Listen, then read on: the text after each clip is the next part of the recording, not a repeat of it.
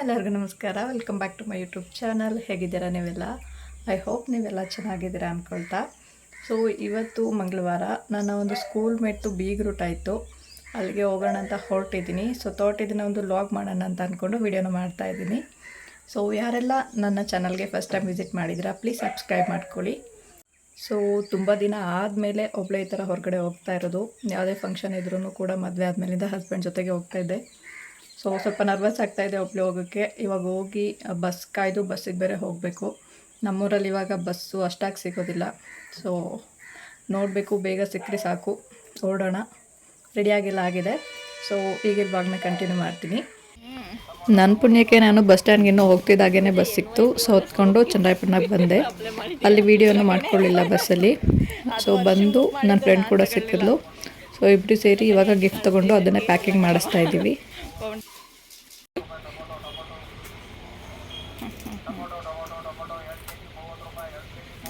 ಯೂಟ್ಯೂಬ್ಗೆ ಒಂದು ವೀಡಿಯೋ ಮಾಡ್ಕೊಳ್ಳೋಣ ಅಂದೆ, ಪಟ್ ಅಂತ ಬಸ್ ಸಿಕ್ಬಿಟ್ಟು ಬಂದಕ್ಕೆ ಸುಮ್ಮನೆ ಹತ್ಕೊಂಡು ಬಂದ್ಬಿಟ್ಟು ಅದು ಪಟ್ ಅಂತ. ಹಾಯ್ ಫ್ರೆಂಡ್ಸ್, ಇವತ್ತು ನಿಮ್ಮ ಸ್ಕೂಲ್ ಹುಡುಗನ ಮದುವೆ ಹೋಗೋಕ್ಕಾಗಲಿಲ್ಲ. ಸೊ ಬೀಗ್ರೂಟಕ್ಕೆ ಹೋಗ್ತಾ ಇದ್ದೀನಿ. ಕಲ್ತ್ಬಿಟ್ಟೆ ಬಿಡು, ನಿನ್ನೇನು ತೋರಿಸಲ್ಲ ಬಿಡು, ನಂಗೆ ಗೊತ್ತು. ಸೊ ಗಿಫ್ಟೆಲ್ಲ ಪ್ಯಾಕ್ ಮಾಡಿಸಿ ಆದಮೇಲೆ ಹೊರಟ್ವಿ. ಆ ಫಂಕ್ಷನ್ ಇದ್ದಿದ್ದ ಜಾಗ ಬಂದು ಸಿಟಿಯಿಂದ ಸ್ವಲ್ಪ ಔಟ್ಸ್ಕರ್ಟಲ್ಲಿ ಇದ್ದಿದ್ದು. ಸೊ ಅದಕ್ಕೆ ಆಟೋ ಮಾಡಿಕೊಂಡು ಹೋಗ್ತಾ ಇದ್ದೀವಿ ಇವಾಗ.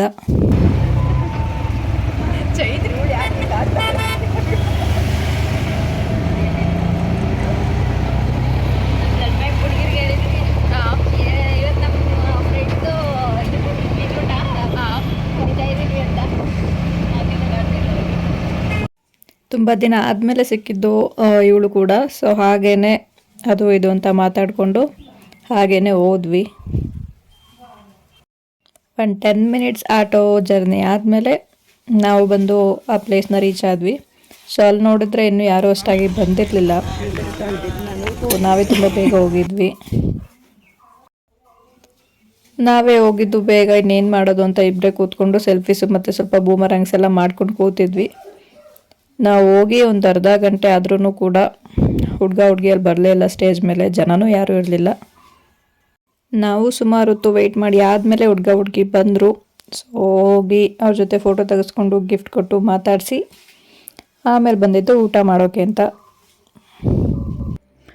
ಊಟ ಮಾಡ್ಕೊಂಡು ಹೊರಗಡೆ ಬಂದ್ರೂ ಕೂಡ ಒಬ್ಬರು ಸ್ಕೂಲ್ ಫ್ರೆಂಡ್ಸ್ ಸಿಗಲಿಲ್ವಲ್ಲ ಅಂತ ನೋಡ್ತಾ ಇದ್ವಿ.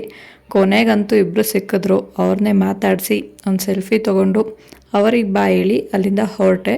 ಹಾಗೆ ದಾರಿಲಿ ಬರುವಾಗ ನಮ್ಮ ಬ್ರದರ್ ಒಬ್ಬರು ಸಿಕ್ಕಿದ್ರು.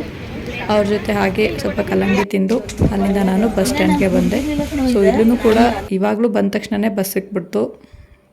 ಅಲ್ಲಿಂದ ಹೊರಟು ಊರಿಗೆ ಬಂದು ಇವಾಗ ಮನೆಗೆ ಹೋಗ್ತಾ ಇದ್ದೀನಿ. ಸೊ ಇವಾಗ ಬಂದ್ವಿ ಮನೆಗೆ. ಬೀಗ್ರೂಟ ಮುಗಿಸ್ಕೊಂಡು ನಾನು ಪಾಪ ಅಳ್ತಾ ಇರ್ತಾಳೆ ಅಂದ್ಕೊಂಡು ಬೇಗ ಬಂದೆ. ಅವಳು ನೋಡಿದ್ರೆ ನಮ್ಮ ಅಮ್ಮನ ಹತ್ರದಿಂದ ನನ್ನ ಹತ್ರಕ್ಕೆ ಬರ್ತಾಯಿಲ್ಲ. ಆರಾಮಾಗಿದ್ಲು ಅವ್ರ ಜೊತೆನೆ. ಪಾಪು ಟೇಯ್ ಸಮನ್ವಿ ಇಲ್ಲಿ ನೋಡೋ.